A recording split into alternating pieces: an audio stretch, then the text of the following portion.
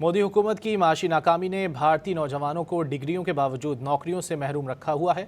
मोदी दौर में रोजगार के बदतरीन बहरान ने भारतीय नौजवानों के मुस्तकबिल को तारीक कर दिया। भारत में बढ़ती बेरोजगारी ने बीजेपी की माशी तरक्की के खोखले दावों की हकीकत दुनिया के सामने आया कर दी।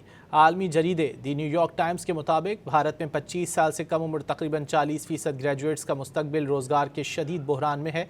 ग्रेजुएट्स की तादाद मुलाजमतों के मौके से कहीं ज़्यादा हो गई है।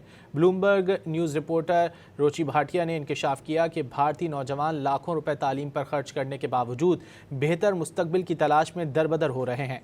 भारतीय तालीमी फेलोशिप प्रोग्राम के बानी अक्षय सक्सेना का कहना है कि तालीम और रोज़गार के दरमियान बढ़ता फ़र्क भारतीय नौजवानों के मुस्तकबिल पर संगीन सवाल उठा रहा है। ब्लूमबर्ग सहाफ़ी डैन स्टर्मफ के मुताबिक मोदी हुकूमत की नौजवान मुखालिफ पॉलिसियों ने भारतीय नौजवानों के लिए तालीम के बाद रोज़गार का सफ़र भी मुश्किल बना दिया है।